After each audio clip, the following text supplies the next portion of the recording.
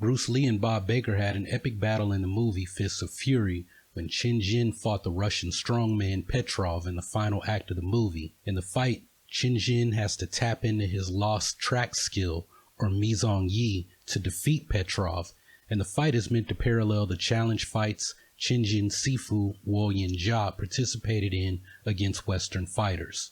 But something that's even more interesting about this fight scene between Chen Zhen and Petrov is the story gaining steam online that the actors playing these characters, Bruce Lee and Bob Baker, had some kind of real physical confrontation during an exhibition. And after hearing the story, I can't help but ask the question as to why Bruce Lee almost killed Bob Baker. What's up, y'all? My name is Prince and this is Goldenbell Training. I'm into fitness, training internal martial arts, and learning cool and interesting things about the little dragon himself, Bruce Lee. And every day, I practice martial arts. This video, I'm taking a look at another one of those Bruce Lee stories floating around the internet that sounds a little bit suspect. And this one, like many others, is coming from the Beardy Bruce Lee Central YouTube channel. Beardy posted a video titled Bruce Lee Almost Kills Bob Baker with His Deadly Sidekick, where he goes into detail about this incident occurring between Bob Baker and Bruce Lee in Hong Kong after filming Fist of Fury together. Now, according to Beardy's story, after filming Fist of Fury, Bob Baker becomes Bruce Lee's student. Now, after the movie, Bob Baker and Bruce Lee became good friends, and Bob Baker trained under Bruce Lee in the United States.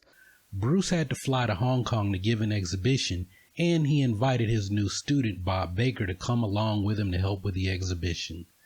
At this point, Beardy spends an entire minute of a 3-minute video describing one of Bruce Lee's kicks that sends Bob Baker, who he calls a super heavyweight, flying almost into the crowd and landing with his feet over his head. Bob Baker is a super heavyweight. This is a big, imposing guy, a big, strong guy, okay? After that, Beardy spends the remaining 30 seconds of the video filling up time talking about Bruce Lee's amazing power and his sidekick. But I mean, well, we already know that Bruce Lee kicks like a mule based on the fact that he managed to send Bob Baker head over heels in their kicking demonstration. Now, I mean, this obviously happened because we have pictures of it with Bob Baker and Bruce Lee participating in that demonstration together. This isn't like the majority of Beardy's Bruce Lee stories where he takes a picture that he found somewhere online and then makes up some fake story that gullible people believe. So, I mean, if this really happened, then what's the problem here? Well, the thing is, anyone who knows a little bit about Bruce Lee knows that the details Beardy is giving are all obviously wrong. Because we understood that this nigga was clearly lying. He says that after making Fists of Fury, Bob Baker became Bruce Lee's student. And at the end of this video, he says Bruce Lee and Bob Baker returned to America where they trained together and remained friends for years and years. And they traveled back to the United States, and Bob Baker stayed Bruce Lee's student for years and years to come. This is a demonstration for what I believe was TVB's Enjoy Yourself Tonight show, where Bruce Lee appeared with his student, Bob Baker, to promote their movie, Fist of Fury. Fist of Fury was released in March of 1972, and Bruce Lee tragically passed away 16 months later, so I don't understand how they would have been friends who trained together for years and years after this happened. Why the fuck you lying? What really happened is Bruce and Bob probably gave a short interview to talk up the movie. Bruce mentioned that Bob is one of his students from California and that he's playing Petrov, a Russian strongman and karate expert. He probably talked up the connection to Huo Yuanjia fighting Westerners in his challenge matches in Shanghai, and that Bruce is playing Huo Yuanjia's disciple, Chen Zhen. They then got on the floor to demonstrate Jeet Kune Do and give the audience an idea of what to expect when Bruce and Bob face off in the movie. This just goes to show that Beardy doesn't know anything about Bruce Lee, and he's lying to his audience in every video that he makes. It wouldn't be such a big deal, except he likes to insult real Bruce Lee historians like Bay Logan, and he goes around calling himself the biggest Bruce Lee historian on the internet. Now, if you're wondering where he's wrong, look, I've talked about Bob Baker and Bruce Lee's history in at least 2 videos already. The most recent video was about the Bob Baker drug letters, where we learned that Bob Baker was Bruce Lee's plug for not only cannabis, but cocaine and acid as well.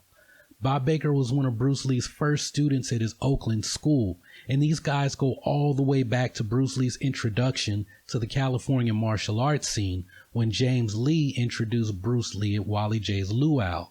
It was at Wally J's Luau where Bruce Lee made his big splash, which resulted in him giving a demonstration at Ed Parker's Long Beach International Karate Championships. That led to his eventual role as Kato in the Green Hornet, and this would eventually lead to Bruce launching the Kung Fu craze of the 1970s. Now, at Wally J's Luau in 1962, Bruce demonstrated his 1-inch punch on Bob Baker, knocking him over a couch, and then he demonstrated the 1-inch punch again on Bob Baker in the Long Beach International Karate Championships in 1964. As I previously mentioned, the letters that were recently sold by Bob Baker's estate revealed that these two were extremely close, as Bob Baker was not only Bruce Lee's student dating back to around 1962, but his drug supplier and Bruce's alibi when Bruce engaged in at least one extramarital affair.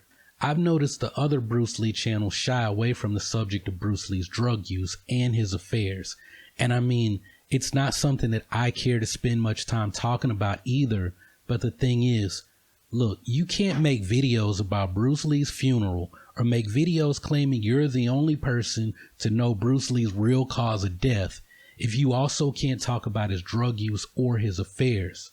I mean, do you really think he died in Betty Ting Pei's apartment because he was waiting on Raymond Chow and George Lazenby to show up to go over the Game of Death script?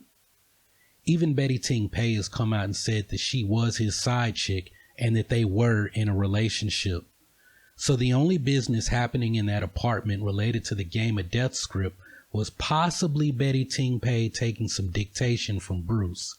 But all joking aside, these channels like Beardy, Bruce Lee Central, and the Bruce Lee Real Fight channel are not doing any favors to honor Bruce Lee's memory by telling these heavily embellished stories that make Bruce Lee look like some untouchable superhero.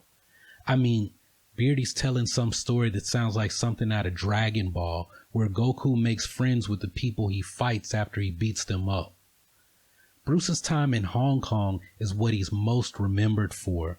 But if you actually listen to the people closest to Bruce, this was not a good time in his life.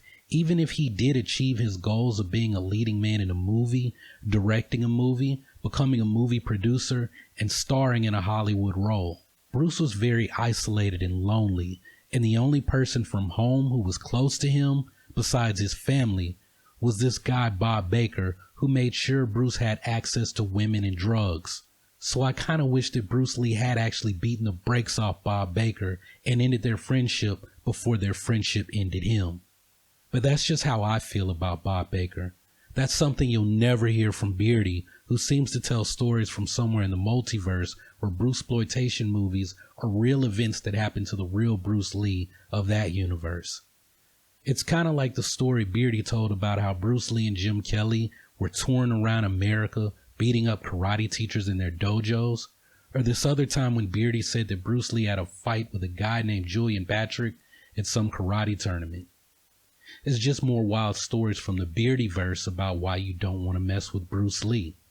But hey, if you don't want people to mess with you, then keep training, remember to breathe, and come back to see me on the next video.